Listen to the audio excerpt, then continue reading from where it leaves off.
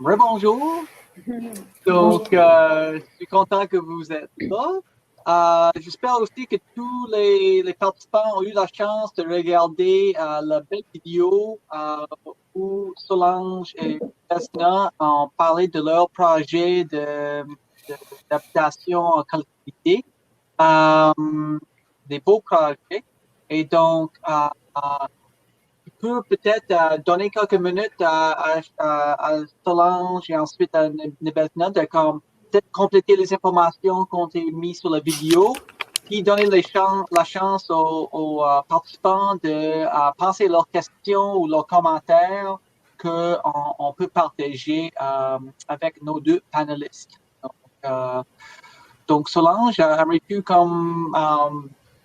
mettre quelques informations de plus, en résumé, les éléments sur ton expérience au manoir? Ben oui, je peux commencer. La coopérative d'habitation, le manoir du Chapeau Vert, en fait, principalement, on est un collectif. Actuellement, on est 4. Puis ce qui constitue un peu le cœur de notre vivre ensemble, c'est le fait qu'on a choisi de créer une communauté dans une seule et unique habitation. Puis, on met tout notre travail en commun et nos revenus ensemble. Donc, à chaque fois qu'on retire un revenu d'une activité qu'on fait, on le met en commun, puis après ça, on le redispatche. Ce qui fait qu'en fait, tous nos besoins de base sont assurés par la communauté. Puis, dans le fond, les projets qui nous occupent sont axés sur l'autonomie. On a une ferme, on fait de l'autoconstruction. On s'implique aussi beaucoup dans la communauté élargie. Le fait qu'on soit un groupe, un collectif, ça nous permet d'avoir, je sais pas, une espèce de temps puis liberté à s'investir aussi dans la communauté à l'extérieur du manoir. Puis, c'est ça, nos valeurs se basent sur l'égalité, le consensus, la communication non violente. Après ça, on essaie de garder toujours une analyse critique en gardant une perspective féministe, anarchiste ou anticapitaliste aussi. Puis, c'est pas mal ça que je pourrais dire là pour l'instant. On est à Gaspésie, à Place-Pébiac. Good. Merci pour le résumé, Solange. Nebezna? Alors, je vous appelle de l'éco-village La Cité écologique à Amenard, dans le centre du Québec. Donc, on est loin de chez vous, mais ça peut être un exemple. Alors, l'éco-village... Ariel Pegman, pourrais-tu fermer ta vidéo et ton son, s'il te plaît? Faisant sur le bouton « Quitter ». Merci. Allô, Ariel. Alors, c'est ça. L'éco-village La Cité écologique, on est à peu près 90 membres, résidents permanents. On a plusieurs habitations, on a plusieurs entreprises. Alors là, le colloque, c'est particulièrement sur l'habitation. Mais nous, ce qu'on voulait développer au-delà de l'habitation, c'est comment est-ce qu'on peut avoir aussi nos emplois, l'éducation, les activités culturelles, etc., autour de nos habitations pour réduire le plus possible nos transports, puis faciliter la collaboration, les échanges, le support, etc.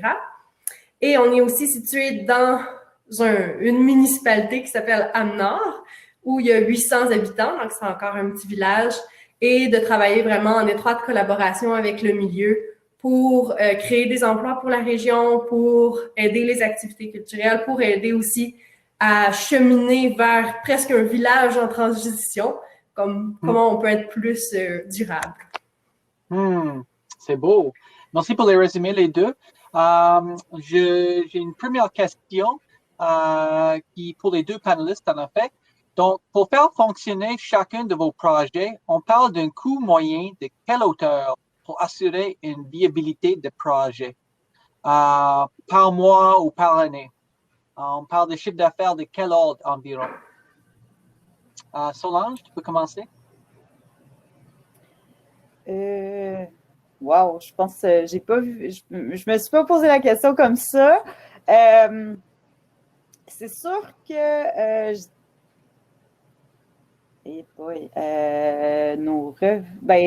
chiffre d'affaires.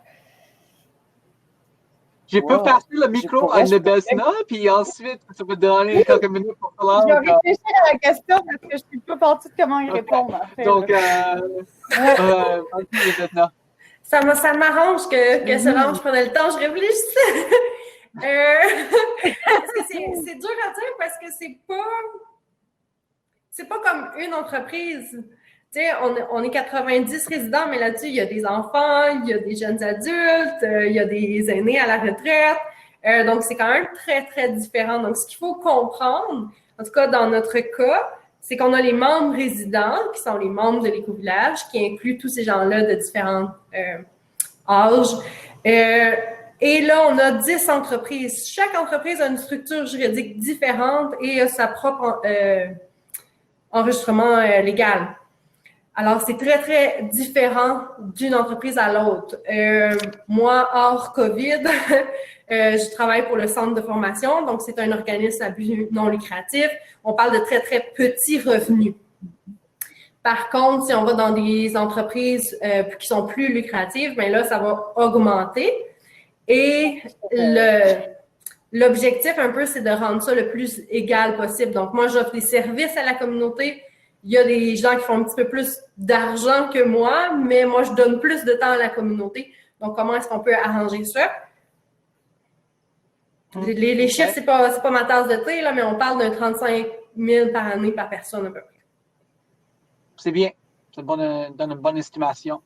Solange, de ton côté, je sais que c'est comme une autre approche avec le partage de revenus, tout ça, mais c'est bon, en fait, j'étais en train de faire des recherches parce qu'on a quand même on fait quand même un suivi de notre comptabilité, là, mais puis j'ai aussi il y a eu une petite voix qui m'est arrivée là, de l'oreille gauche, mais on pourrait répondre à la question en disant que en moyenne, au manoir, on arrive avec les revenus, on arrive à avoir une moyenne de 12 000 à 14 000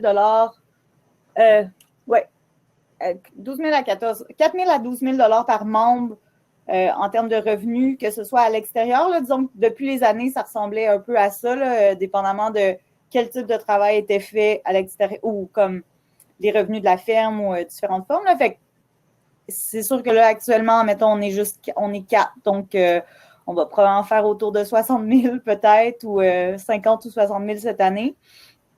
Puis, c'est ça. Là. Puis après ça, les dépenses, ben c'est sûr qu'elles sont proportionnelles aussi au nombre de personnes qui sont, mais on essaie toujours de balancer nos affaires. Là. Ouais. Oui, OK. Et c'est bien. Mais l'avantage aussi de vivre collectivement, c'est de réduire les coûts communs de toutes sortes là, au niveau de l'habitation, transport, etc. Donc, peut-être le revenu est plus petit, mais les dépenses sont moindres aussi. Donc, ouais. OK, c'est bien, merci. Donc, une question pour Nebezna, plus spécifiquement. Dans ta présentation, tu as mentionné quelques changements, assouplissements à des lois provinciales, donc CPTAQ, et des règlements municipaux, donc orientation des bâtiments pour être plus solar passif. Quel autre changement politique serait nécessaire pour faciliter la mise en place d'habitations collectives? Je crois qu'au Québec, on aurait vraiment besoin d'un zonage. Moi, je l'appelle éco-village, vu mon bagage, là, mais ça pourrait être autre chose. Ça pourrait être revitalisation des communautés avec un axe durable. C'est un peu long, mais bon.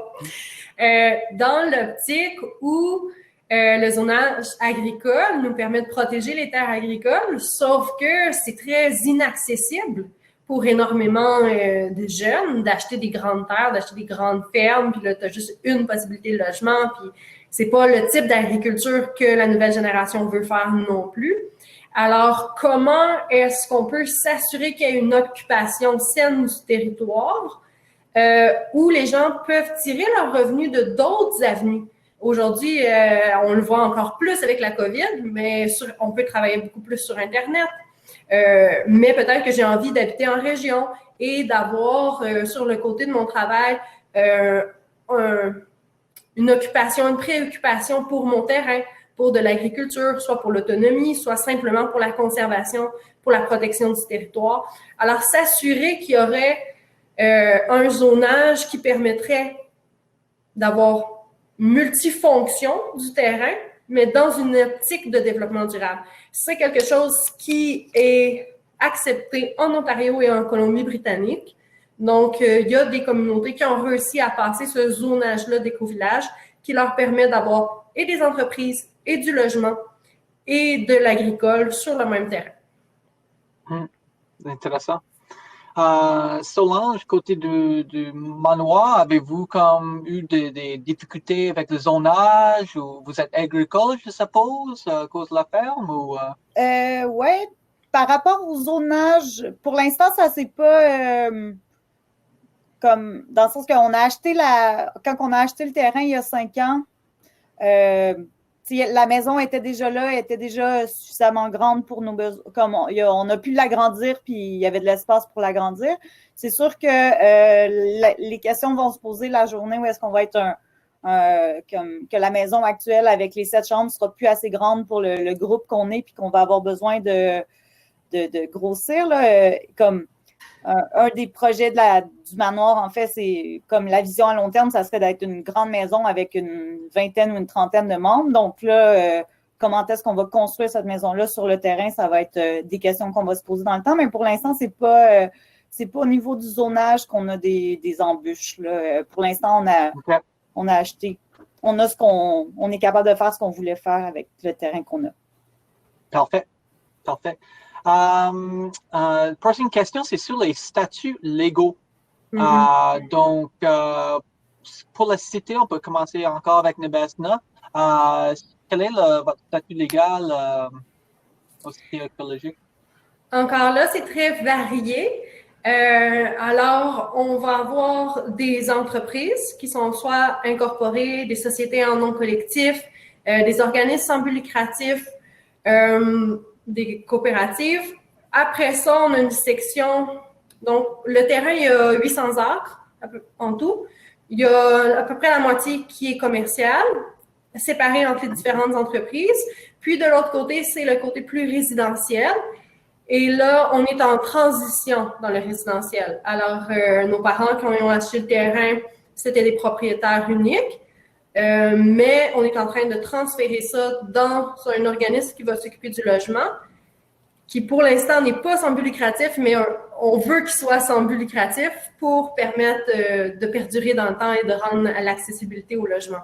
Donc, c'est vraiment important de travailler avec beaucoup, dans notre cas, en tout cas à 90 personnes, c'est assez grand, là. Donc avec plusieurs structures juridiques qui ont leurs avantages et leurs inconvénients. Mais dans l'ensemble de la communauté, c'est un contrat social. OK, intéressant. Merci. Solange, est-ce que le manoir a un statut légal? Oui, ben en fait, depuis l'été 2019, ouais, on a réussi à se faire enregistrer comme coopérative d'habitation. Donc, c'est ça. Par contre, puis en fait, puis il y a la ferme on a la ferme qui est une autre coopérative de travail qui a ses propres statuts et règlements qui, dans les faits, loue la grange et l'accès à la terre au manoir. Puis c'est ça. Mais ensuite, pour ce qui est de notre statut légal, en fait, c'est ça, on a été chercher un statut légal parce qu'on avait intention que ce soit vraiment la coop qui soit propriétaire de la maison, chose qui n'est pas le cas encore. Comme je disais un petit peu dans ma vidéo, il y a 2 membres qui sont propriétaires officiellement de la maison, mais éventuellement, on aimerait ça être capable de pouvoir acheter, que la coop soit vraiment propriétaire du terrain et de la maison. Pour l'instant, on a comme des embûches parce qu'au niveau des assurances, on n'a pas trouvé. Là, on a passé beaucoup de temps l'année dernière à essayer de trouver. Puis, je pense, des fois, c'est le fait, c'est notre statut de coop qui fait que c'est un problème. Il y a beaucoup d'assurances mon intuition, c'est l'instabilité qui vient avec le fait d'avoir des membres en rotation, font qu'ils ne veulent pas nous assurer. Puis après ça, des fois, là, comme même si, comme tel, c'est pas la coop d'habitation qui fait de l'agriculture, mais bel et bien comme notre locataire. Mais même ça, le fait qu'il y a de l'agriculture sur le terrain, ça aussi, ça les rebute beaucoup, là. Mais c'est ça. OK. Ça, c'est notre principal défi, je dirais. En termes OK, intéressant. c'est ça. On pensait que notre statut légal allait permettre comme de simplifier et d'officialiser tout ça, mais finalement, là, actuellement, on a juste un numéro d'entreprise au registraire des entreprises, mais il n'y a pas vraiment beaucoup d'activités qui se font officiellement à ce niveau-là. D'accord. OK, merci. J'ai une question maintenant plus spécifiquement pour Nebezna. De combien de personnes sont composées dans les maisons multigénérationnelles ou bigénérationnelles et est-ce qu'il s'agit nécessairement de membres de la même famille? Ça dépend de notre agent au village de l'inspecteur municipal. Donc oui, c'est ça, faut travailler avec la municipalité. Dans les bâtiments qui avaient été créés à l'époque, donc ça c'était comme avant l'application de la loi sur la protection du territoire agricole, on a des logements qui sont jusqu'à 8 ensemble d'appartements. Donc les gens ne sont pas de la même famille. Côté des nouvelles bâtisses bigénérationnelles, oui, on y va vraiment plus vers la possibilité d'avoir les grands-parents d'un côté, les parents et les jeunes enfants de l'autre côté. Dans notre cas, c'est relativement facile au sens où on a 3 générations sur place, là. Donc, c'est remplir une maison, 5 chambres, là, c'est assez rapide. Par contre, c'est là-dessus qu'on continue à travailler avec la municipalité. Ce qu'on aimerait, nous, c'est des 4 logements qui ne sont pas nécessairement des gens reliés de la famille. C'est ça qui serait le plus ajusté à nos besoins. OK, intéressant. Merci. On a 13 minutes qui restent. Je vais commencer cette fois-là avec Solange pour la question, puis passer le micro à Nebezna. Comment gérez-vous collectivement ensemble votre communauté?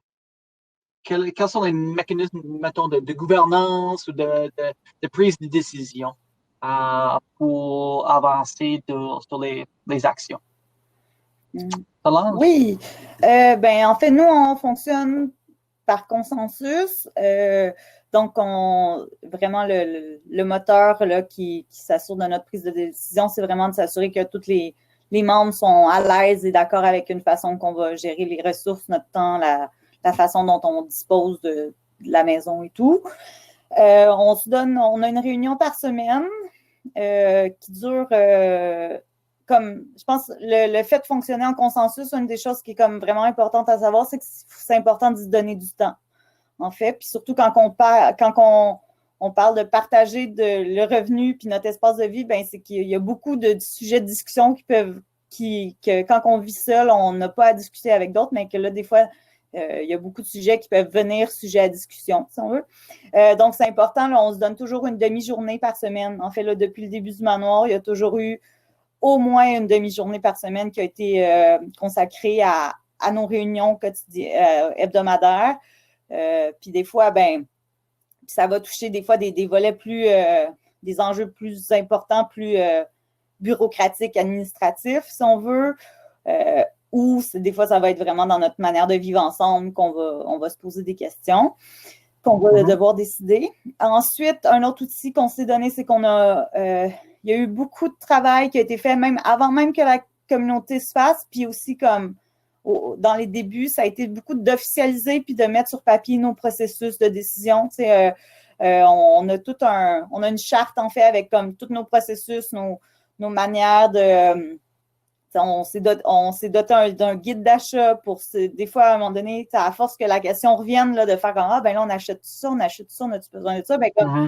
Au moins d'avoir des pistes en fait pour savoir comment procéder, le processus pour admettre le processus d'admission pour admettre un nouveau membre. Donc, c'est ça, il y a on a beaucoup de documentation, comment qu'on gère, c'est ça, c'est quoi exactement qu'on entend par partage de revenus. Donc, le fait de vraiment mettre ça sur papier pour comme effacer autant que possible, on essaie vraiment de rajouter de la clarté pour que les zones grises qui peuvent souvent venir sujettes à tension, puis à interprétation, puis à conflit, ben en fait, on essaie toujours d'être le plus clair possible là-dedans. Puis, c'est ça. Sauf que je pense que l'outil principal, c'est de se donner le temps, des fois, de faire ça, en fait. Des fois, nos décisions, elles vont pas aussi vite que quand on est juste deux. Si c'est juste un couple ou si c'est juste quelques personnes, des fois, ça peut être beaucoup plus long qu'on le croirait au départ. Il y a comme une courbe exponentielle. Le plus qu'on ajoute de monde, le plus compliqué que ça peut devenir. Oui, ben, c'est ça. En même temps, c'est aussi doté d'un processus qui fait qu'on s'assure 2 semaines où est-ce que les gens viennent voir, on se pose des questions, est-ce que c'est un bon fit? Est-ce qu'on pense que ça va bien marcher? Après ça, on a un 6 mois où est-ce que là, comme la personne vit avec nous, fait que déjà, comme, on se laisse le temps à ce que les dissensions puissent apparaître, mais effectivement, plus on est nombreuses, des idées, il y en a de plus en plus différentes, les besoins des gens varient, fait qu'effectivement, ça va prendre, ça peut devenir un défi, en fait. OK, merci Solange. Nebezna, de ton côté, de votre côté à la cité, là, quels sont vos processus décisionnels, gouvernance, etc.? Oui, Solange a bien mis la table. Ça, c'est les éléments qu'on doit travailler, mais par contre, on est 80, donc il faut réduire les cercles de consensus parce que là, on finira pas par finir. Alors, ce qu'on fait, c'est qu'on a une assemblée des membres où ça va ressembler à un tour de... Je dirais qu'on donne notre consentement. C'est pas du consensus, la nuance est quand même là. Et à partir de cette assemblée générale, on a des sous-groupes, des sous-comités qui vont se pencher sur des aspects bien spécifiques. Donc, justement, le logement, les projets parascolaires, le besoin des aînés. Donc, vraiment comme une municipalité, là, on doit trouver des petites équipes qui vont répondre aux besoins de tout le monde. Et à l'intérieur de ces sous-comités-là, là, il y a un pouvoir décisionnel, donc les gens vont vraiment s'entendre sur les enlignements que l'Assemblée générale va avoir donnés. Exemple, on a parti une fermette. Alors, l'ensemble de la communauté a dit oui, on veut travailler là-dessus. Nous, on demande un vote 80% et plus. Entre vous et moi, c'est comme 90% et plus là, pour être sûr que ça fonctionne bien. Excusez, c'est parce que avec ma caméra. C'est une mouche! Voilà. Et à partir du moment où on a le go de la communauté, ben là, on a une équipe qui va travailler sur le détail. Là, la ferme va être exactement où, quelle sorte d'animaux, etc., etc. On travaille la proposition, elle est ramenée à l'Assemblée des membres et elle doit être approuvée. Si je prends exemple la cuisine, mais c'est un peu la même chose. La diète est établie par la communauté, la cuisine décide les menus, l'équipe de cuisiniers fait vraiment, ils coupent les carottes comme ils veulent dans leur recette. Là. Donc, s'assurer vraiment qu'il y a des échelles pour répondre à tous les paliers de prise de décision pour que ce soit efficace et inclusif. Bon, c'est intéressant là, de voir les échelles de grandeur et donc comment adapter les prises de décision en fonction de ça. C'est intéressant. Probablement la dernière question. Donc, avec vos expériences personnelles qui sont vraiment différentes, on voit, comment diriez-vous que l'habitation collective peut être une solution aux problématiques de logement en Gaspésie, plus spécifiquement, mais aussi à l'échelle du Québec? Donc, peut-être je vais commencer avec Nebezna, puis Solange peut compléter. Rapidement. Je ne sais pas c'est quoi la problématique première en Gaspésie. L'accessibilité? Ben, accessibilité, le fait qu'il y ait plusieurs personnes âgées qui vivent dans une grande maison qui plupart vide, mais en même temps, il y a des nouveaux arrivants, des familles qui s'agrandissent, qui cherchent des logements qui sont pas faciles à trouver. Dans certains coins, il y a quand même un prix qui augmente via la spéculation rapidement, rendre l'accessibilité est un enjeu à ce niveau-là. OK. Donc, de mon parcours ici à l'Écovillage, mais à peu près 35 autres communautés que j'ai visitées. Puis, je dirais qu'une des formules gagnantes, c'est de s'assurer qu'on a du logement varié parce que les besoins sont différents, puis de faciliter la possibilité de déménager ou de se déplacer. Donc, exemple, si on a officiellement, mettons, une coopérative d'habitation, ben comment est-ce qu'à l'intérieur de cette coopérative-là d'habitation, on peut avoir des modèles de logement différents et comment est-ce qu'on peut faciliter la transition d'une unité à une autre sans que ça soit trop complexe. Fait qu'exemple, justement, on est des jeunes adultes, on part de chez nos parents, on veut peut-être avoir un appartement avec plusieurs amis. Après ça, un moment donné, oups, il y a la famille, puis un moment donné, les enfants sont partis. Et comment est-ce qu'on pourrait s'assurer qu'il y a une flexibilité au niveau de nos possibilités d'habitation pour éviter l'inflation sur la vente des terrains. Ça, c'est vraiment un des grands défis qu'on a. C'est pour ça qu'on met nos logements tous dans la même entreprise. Comme ça, ben, on évite de la revendre et de la revendre de génération en génération. Puis plutôt de mettre de l'argent de côté pour les réparer pour les générations futures. Donc, il faut vraiment repenser totalement la façon qu'on est propriétaire de nos bâtisses. Mais ça pourrait être toute une autre journée de discussion. Non, mais c'est assez large comme concept, qui c'est flexible pour répondre à plusieurs besoins, effectivement. Très intéressant, merci. Solange, as-tu des idées là-dessus? Comme alternative à pénurie de logements en Gaspésie, le fait de vivre ensemble. C'est sûr que de notre côté, on est ouvert à avoir des personnes de tout âge, là, mais pour l'instant, on est pas mal toutes dans la même tranche d'âge.